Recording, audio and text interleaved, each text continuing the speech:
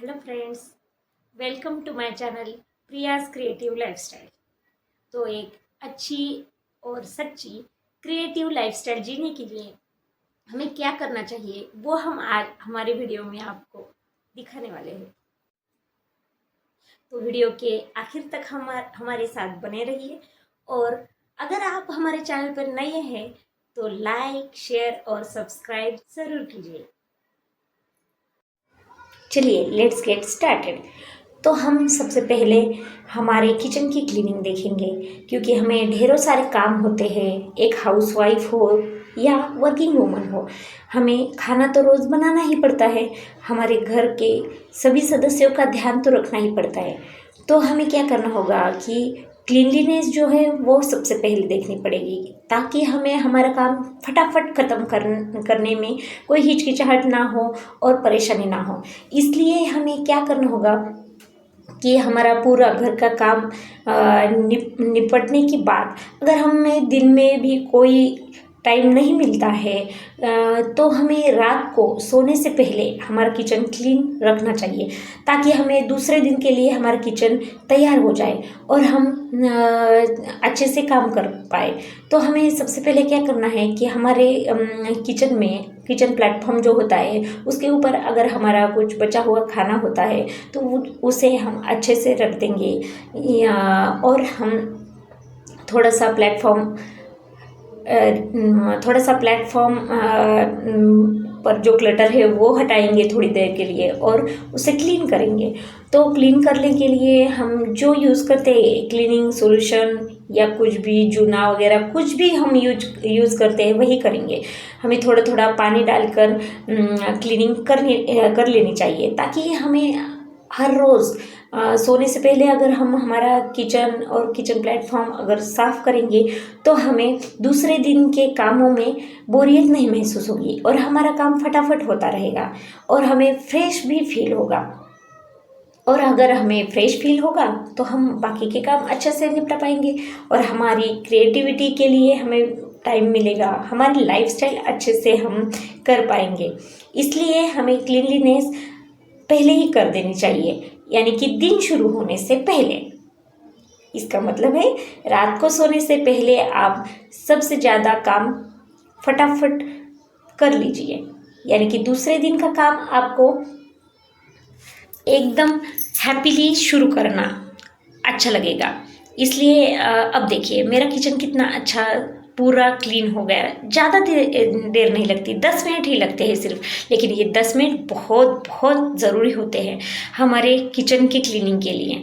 और ये क्लीनिंग, हाँ, लेकिन ये आप ज़रूर ध्यान रखिए कि सिर्फ किचन का प्लेटफॉर्म ही नहीं साफ़ करना है, हमें हमारा सिंक भी साफ़ रखना है, साफ़ सुथरा रखना है, क्योंकि हमें जो सिंक होता है उसमें ज़्यादा से ज़्यादा कॉकरोचेस की पैदावार होती है। इसलिए हमारा किचन बहुत ही अनहाइजीनिक हो जाता है। इसलिए हमें कभी भी सोने से पहले हमारे झूठे बर्तन उन्हें साफ़ करना होता है और वो किचन का सिंक भी साफ़ करना होता है। वो अगर ये बहुत ही ज़रूरी बात है, ये हमें कभी भी भूलनी नहीं चाहिए। और हाँ, बहुत सारी महिलाएं वर्किंग वूमन हैं और या फिर जॉइंट फैमिली में रहती है, तो उन्हें भी किसी की मदद की हेल्प की ज़रूरत होती है, तो वो हेल्पिंग हैंड वो लेती है। तो आपके यहाँ पर कोई बर्तन के लिए, झाड़ू पोछा के लिए अगर कोई दीदी आती है तो उनके लिए भी ये बहुत हाइजीनिक रहेगा कि आप जब खाना खाए उसके बाद वो आपके जूठे बर्तन रहते वो पानी के नीचे, नल के नीचे अच्छे से धो डालें, ताकि वो जब आएंगी तब उन्हें घिन महसूस नहीं होगी। उन्हें अच्छे से साफ़ सफाई करने में भी उनका काम भी फटाफट हो जाएगा और हमारे बर्तन भी क्लीन रहेंगे। नहीं तो क्या होता है कि अब जब जूठा बर्तनों पे अगर सूख जाता है तो वो सूखने के बाद वो निकालना बहुत ही परेशानीदायक होता है। तो ये परेशानी ना हो, वो भी आखिर इंसान ही है ना, तो उन्हें भी दूसरे काम भी रहते हैं। तो हम अगर ऐसा 2 मिनट में ऐसा कर ले कि जूठे बर्तनों को पानी के नीचे ढोल दे, तो हमें भी सुकून मिलेगा कि हाँ, हमारे घर में कोई कॉकरोचेस की पैदावार होने के लिए हमने कोई ऐसी जगह नहीं छोड़ी है। और देखो, बातों बातों में मेरा किचन कितना क्लीन हो गया है, मेरा सिंक भी क्लीन हो गया है। सिंक के ऊपर नीचे थोड़ा सा एक बार अगर थोड़ा सा स्क्रबर आप स्क्रबर से थोड़ा सा साफ करेंगे तो आपको दूसरे दिन में काम स्टार्ट करने के लिए कोई प्रॉब्लम नहीं आएगा। अब देखिए कितना अच्छा लग रहा है मुझे मेरा किचन, इसलिए बहुत बहुत प्यारा है क्योंकि मैं पहले दिन ही ये पूरा काम कर लेती हूँ क्लीनिंग का, और दूसरे दिन मैं आराम से और फ्रेश माइंड से मेरा किचन का काम अच्छे से स्टार्ट कर पाती हूँ। तो आप ये ज़रूर कर लीजिए और ज़रूर करके देखिए कि आपको कितना फ्रेश महसूस होगा।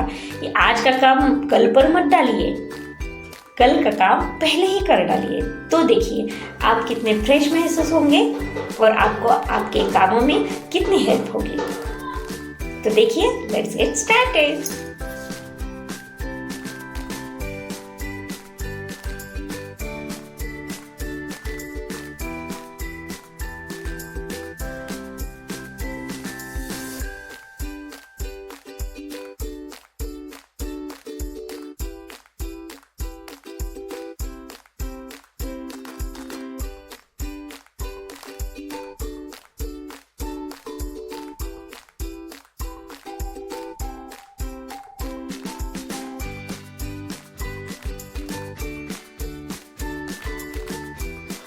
तो देखिए दोस्तों, मुझे ये काम करने में कितना मज़ा आ रहा है।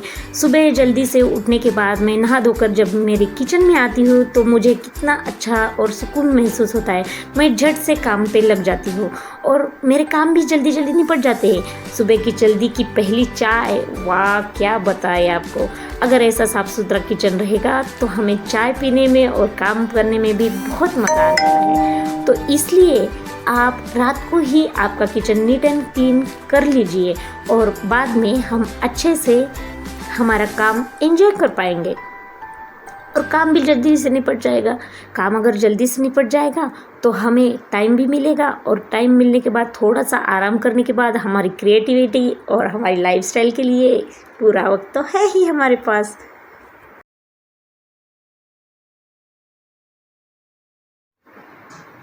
देखिए दोस्तों, हमारे जो बच्चे रहते हैं वो हमें फॉलो करते हैं। तो अब देखिए, मेरा जो बेटा है विक्रमादित्य, वो अपनी दादी के साथ वो कुशन्स के कवर लगा रहा है। तो वो क्या करता है कि जो कुछ हम करते हैं वो उसे काम करना होता है। तो उसकी दादी उस कुशन के कवर लगा रही थी तो उसने कहा मुझे सीखना है, मुझे करना है। तो देखो, हम जो अच्छे से क्लीनलीनेस करेंगे तो उसका प्रभाव भी हमारे बच्चों पे पड़ेगा और वो भी हमारा हाथ बटाएंगे और इसी से तो अच्छे ह्यूमन बीइंग बनते हैं। तो देखिए, अब उसने अच्छे से उसका काम भी पूरा कर दिया और शाबाशी लेने के लिए मेरे पास आ भी गया। देखिए, शाबाश मेरे बच्चे। कितना अच्छा लगता है अगर हमारे बच्चे हमारे काम में हाथ बटाते हैं। और हाँ, ये भी नहीं, हम लोग क्या करते हैं कि हम लोग जो लहसुन रहता है वो पहले छीलते हैं और उसका पेस्ट बना कर रखते हैं। तो लहसुन का पेस्ट अगर हम बनाएंगे तो क्या होता है कि हमारा जो कुकिंग प्रोसेस है उसमें हमें ज़्यादा टाइम नहीं मिलता है, ज़्यादा टाइम नहीं लगता है, तो वो कुकिंग प्रोसेस हमें जल्दी से ख़त्म हो जाता है।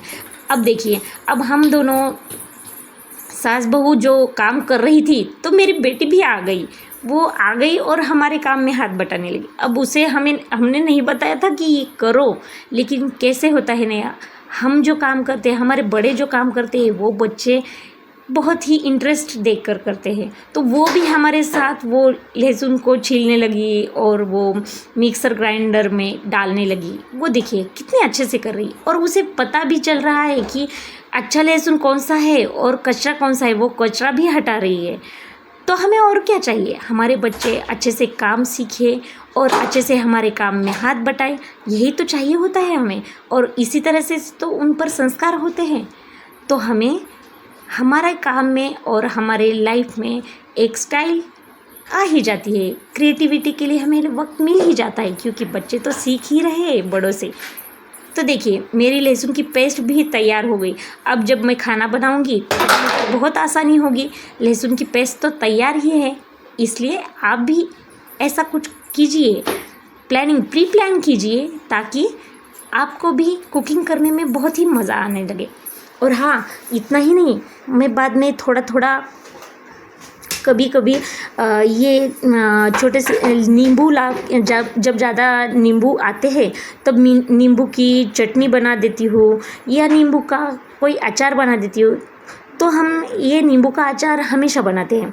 तो मैंने करीबन 10 नींबू लिए थे और थोड़ी सी हरी मिर्च ले ली थी, उसमें हमने हल्दी ऐड की थी और हल्दी डालने के बाद मैंने उसमें थोड़ा सा नमक भी डाला था और नमक डालने के बाद हमने उसे अच्छे से मिक्स किया। तो अच्छे से मिक्स करने के बाद हमें जो तैयार हो जाएगा वो नींबू का अचार हो जाएगा, क्योंकि हमें ज़्यादा मेहनत भी नहीं करनी पड़ेगी और जब हम खाना खाएंगे, लंच करेंगे या डिनर करेंगे, तब हमें ये काम में भी आ जाएगा।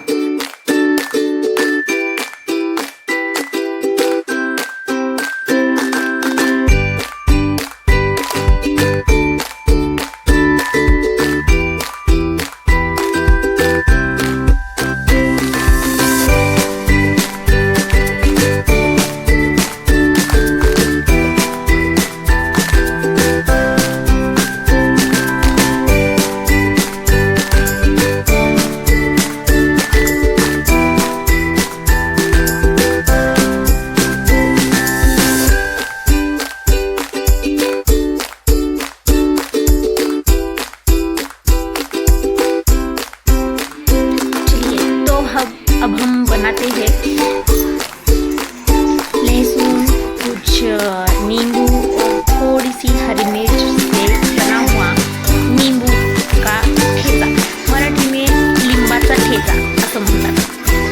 तो हम नींबू का ठेचा जब बनाएंगे या जब हम खाना खाते हैं तब हमें थोड़ा सा अब समर भी शुरू होने वाला है, तो अब हमें थोड़ा बहुत खट्टा मीठा खाने की भी इच्छा होती है।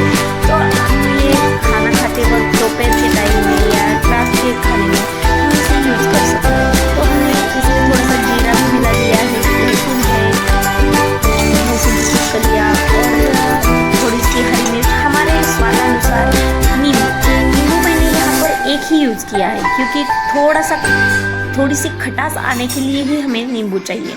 और बाकी तो हींग या अजवाइन आप कुछ भी डाल सकते हैं, आपके स्वादानुसार आप डाल सकते हैं।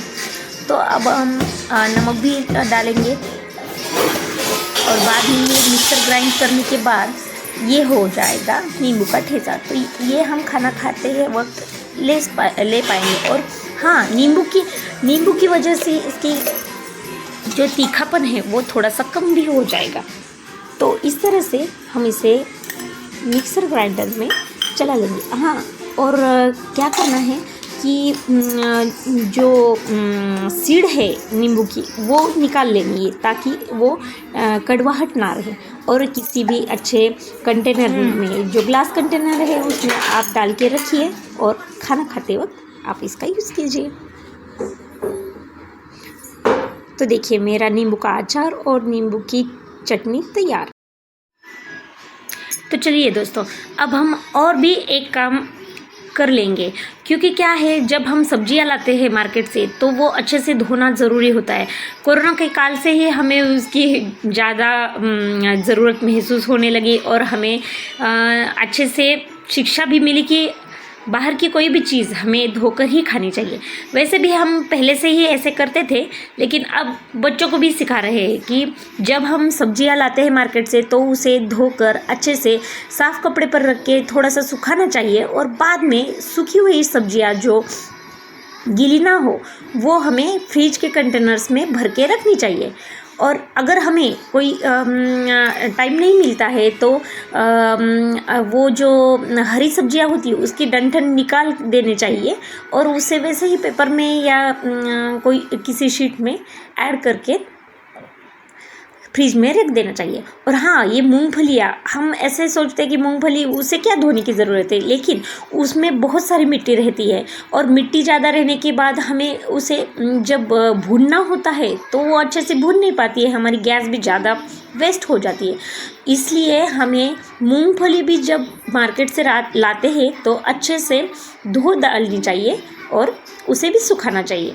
अब देखिए मेरा बच्चा, मेरा विक्रमादित्य कितने अच्छे से मेरी मदद कर रहा है। तो यही सीखते हैं बच्चे, और अगर बच्चे भी सीखेंगे तो हमारे काम में हेल्प करेंगे और हमें टाइम भी बहुत मिलता रहेगा। इसलिए ऐसा मत कहिए कि बच्चे ये क्या कर पाएंगे, तुम मत करो, तुम मत करो, वैसे मत कहो। उन्हें भी कुछ काम दे दो, उन्हें भी कुछ काम करने की आदत डालो और उन्हें भी सिखाओ कि हम क्या कर रहे हैं, आप भी आपके प्रकार कीजिए। So friends, bye. आज की वीडियो में सिर्फ इतना ही। Bye, take care.